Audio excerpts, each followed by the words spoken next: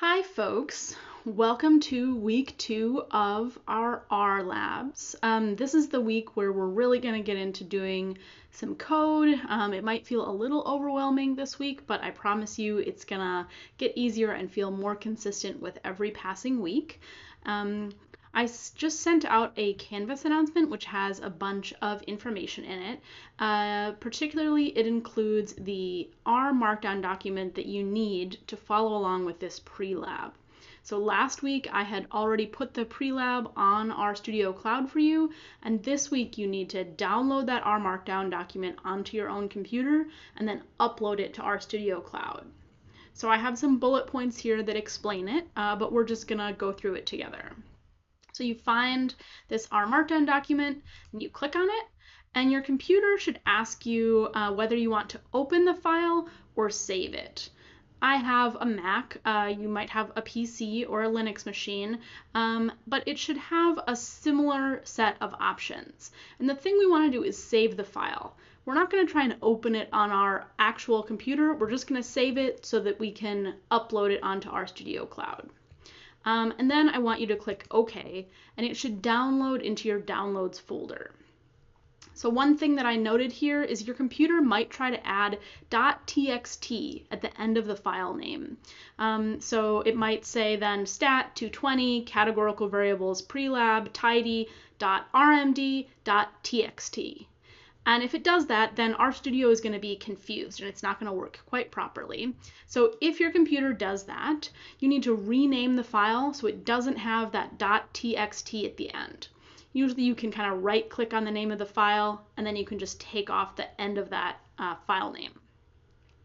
So now that I have the document downloaded on my own computer, and mine went into my downloads folder. Yours might have gone onto your desktop or your documents, wherever your downloads usually go.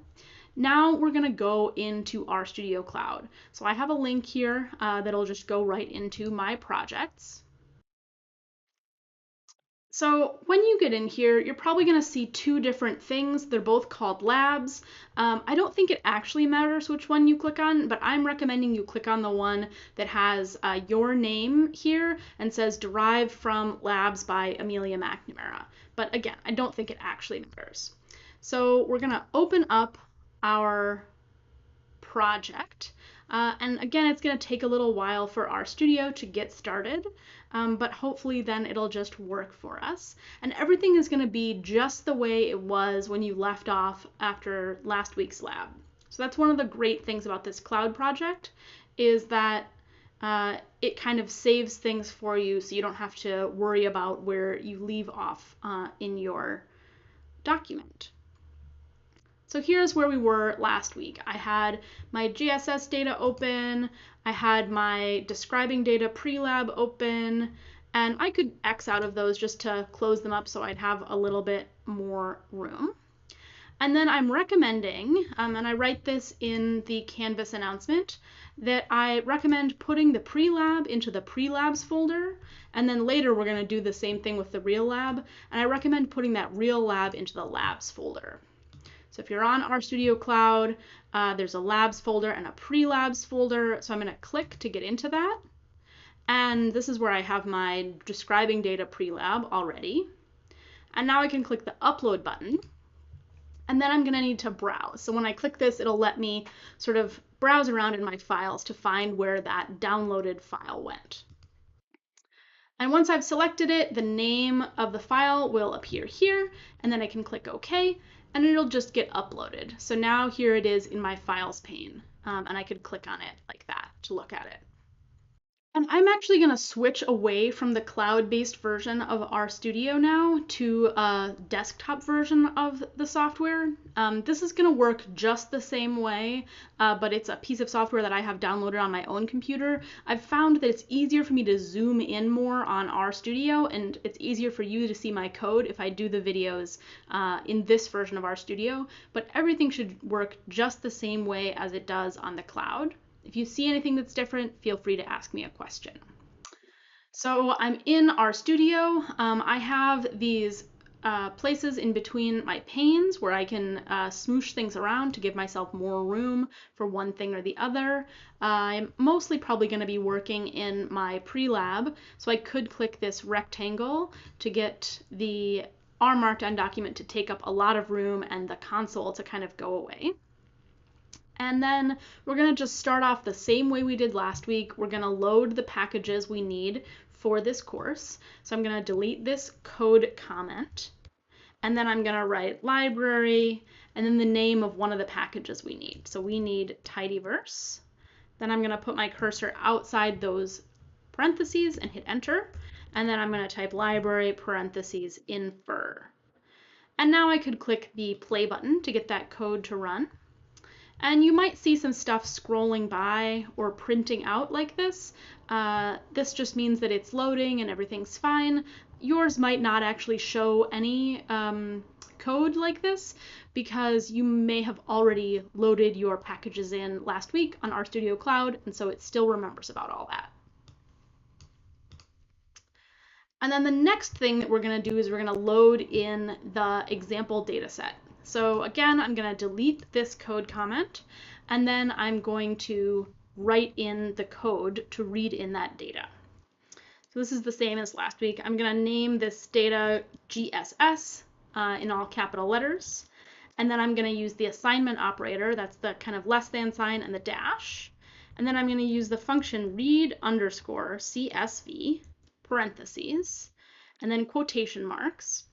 And then I could start typing data and hit tab, and then RStudio is going to say, oh, you have a folder named data, and if I hit tab again, it'll move me into that folder, and then it'll say, oh, there's one file in there that's GSS clean, and I could hit tab again.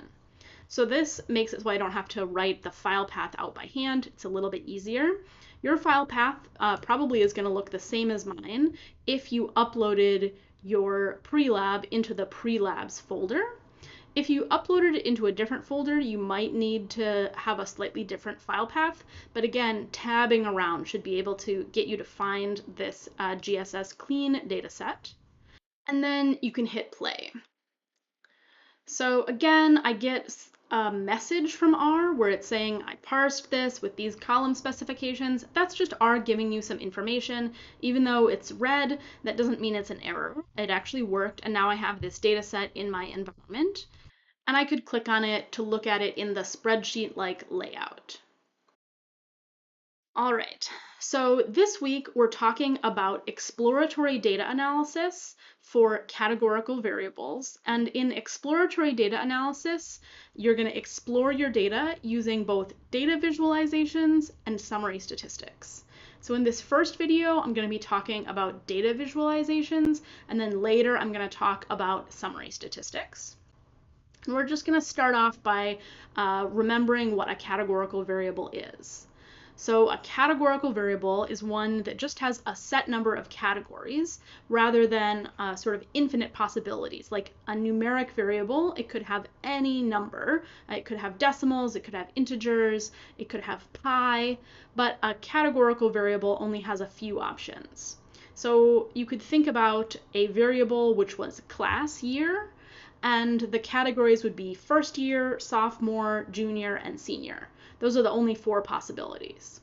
Maybe we've got super senior or something like that, but there's not infinite possibilities, there's just a few. So that's a categorical variable. And last week we identified some variables in this data set that were categorical. So things like college major 1, college major 2, diploma, GED, or other, stuff like that. So like I said, we're going to start with data visualization, and there's 2 ways, or 2 common ways, to visualize one categorical variable. There's a bar chart and there's a pie chart. So statisticians get kind of sassy about pie charts, and sometimes they think that they're a bad thing to do, that they don't convey information very clearly, and so it's kind of hard to make a pie chart in R. And for that reason, in this lab, we're only going to make a bar chart because that's pretty easy to do in R. So we're going to make some graphics. We're going to use the tidy R syntax, and we're going to use a function called ggplot. and that's short for Grammar of Graphics plot. There's this book called The Grammar of Graphics by Leland Wilkinson, which talks about the theory of data visualization. And this ggplot function can take a lot of arguments. So arguments are the things that you put inside parentheses. So if you are not a computer scientist, which I'm guessing most of you are not, you could think about this in like an algebra class. Maybe you've thought about a function f of x. So in that case, the function is f, and then we have the parentheses, and the argument is x. X is the input into the function. So for ggplot, we need to put an argument, we need to put something inside those parentheses, and the most important argument is the name of your data set. So I'm going to write some code in this code chunk, and I'm going to type ggplot parentheses GSS, and I could click the play button here.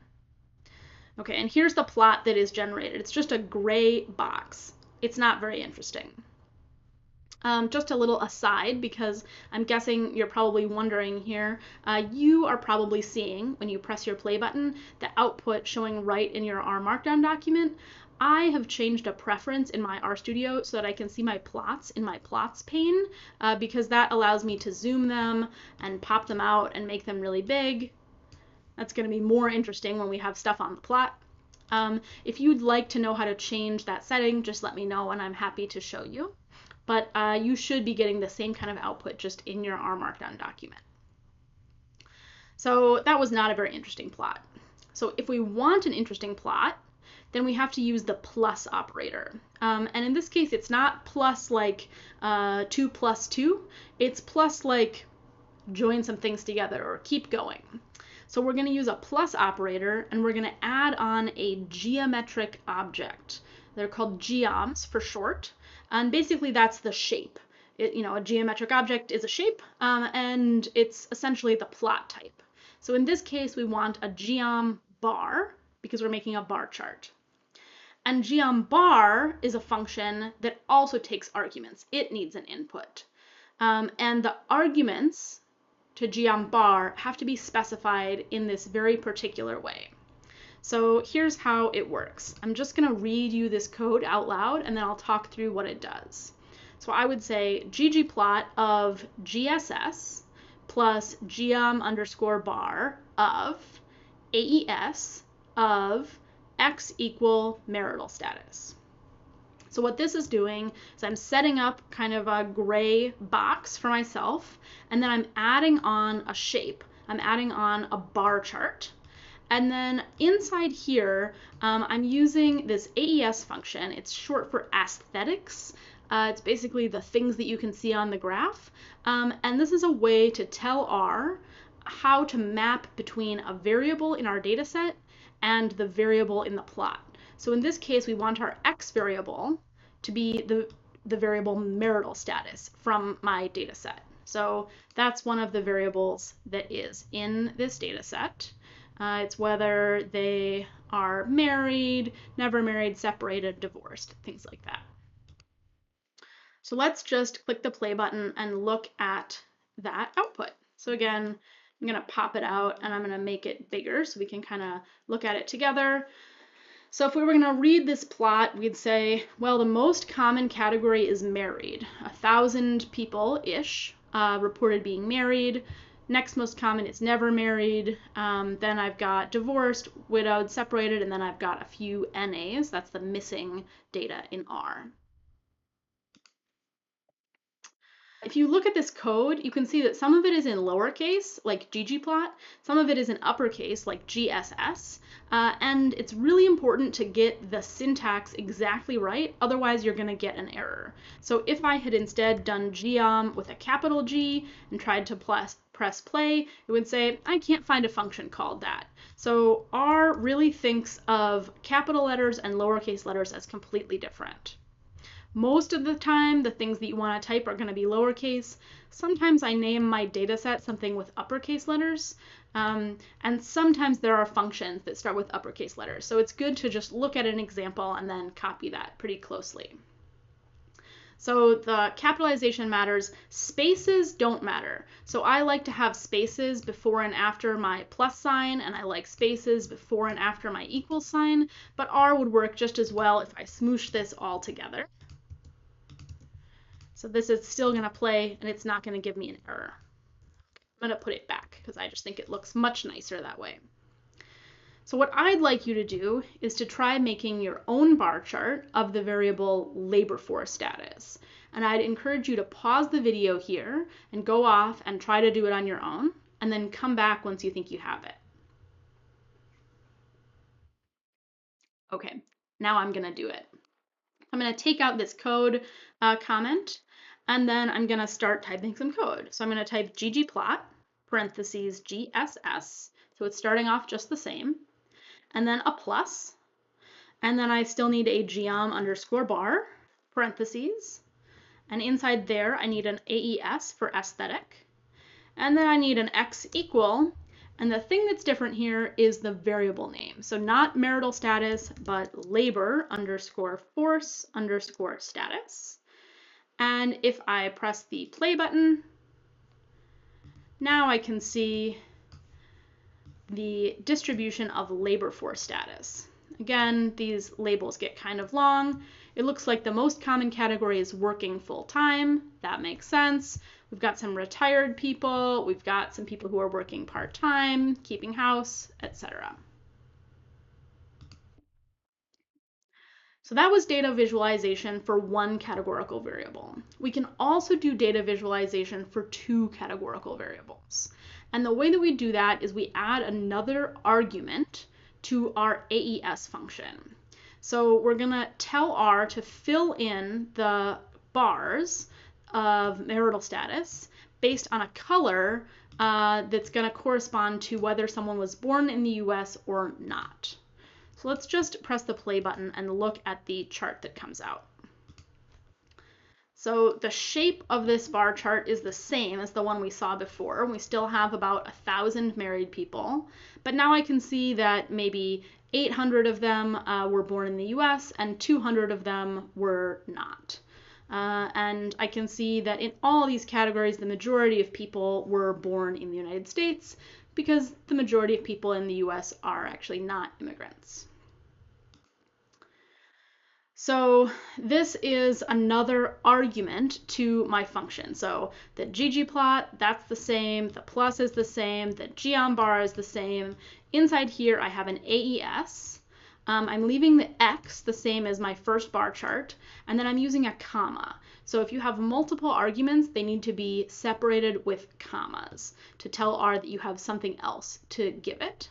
And in this case, I'm going to say fill is equal to born in US because I want the color to be filled in according to that variable born in US.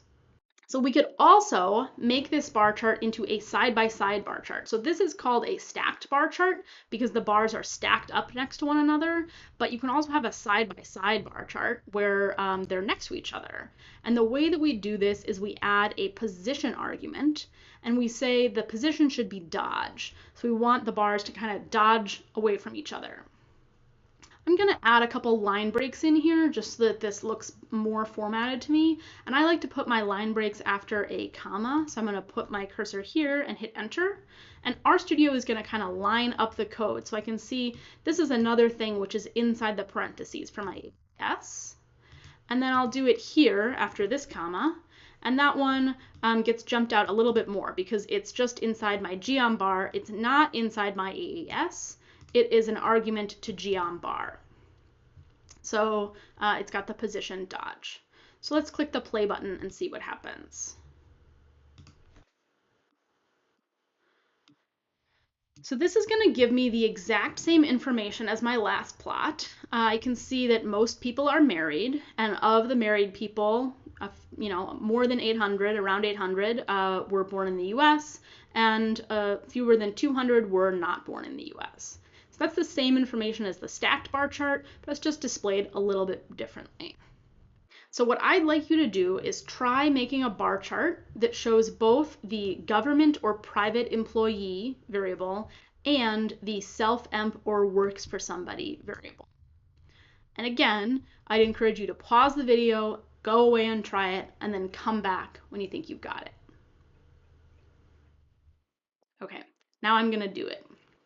So the thing that I'm actually gonna do here is I'm gonna scroll up and I'm gonna copy this code from before, and I'm gonna stick it in. I'm gonna delete this comment, and then I'll paste in my code that was working. And then I just have to change the things that I know are different. So my data set, that's gonna stay the same. Geom bar is the same, AES is the same, but now I wanna change my X variable. Not marital status, but let's change it to government or private employee. And I'll change the fill from born in the US to self underscore emp underscore or works for somebody. And then we could hit the play button. So now I get a side-by-side bar chart, and this is going to show me most people are private employees. They work for a private company. There's also some people who work for the government. Of the people who work for private employees, most of them work for someone else, but some of them are self-employed. And then I've got a few people who are claiming that they work for the government but are also self-employed. I don't really know if that's possible. Maybe if you were an independent contractor and you ran your own business, but maybe there's something a little funny about our data. But this is sort of the plot that I would have expected you to get. Of course, you could have done your variables in a different order than I did. So you might have said that X is going to be self-emp or works for somebody, and then fill is going to be this government or private employee.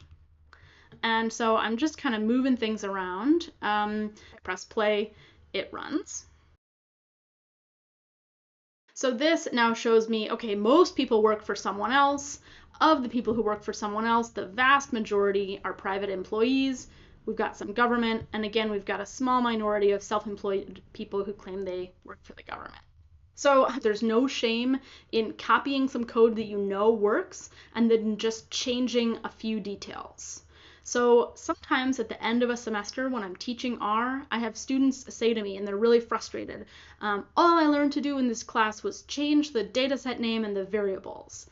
And while I'd like you to get further than that in your understanding this semester, I'd like you to sort of see the underlying cohesiveness of the code, I actually think even if all you learn how to do is change the variable names, that's a super valuable skill. A lot of statistics is just learning how to run things in software and then interpreting them. So if you can do those two things, you're actually pretty well prepared.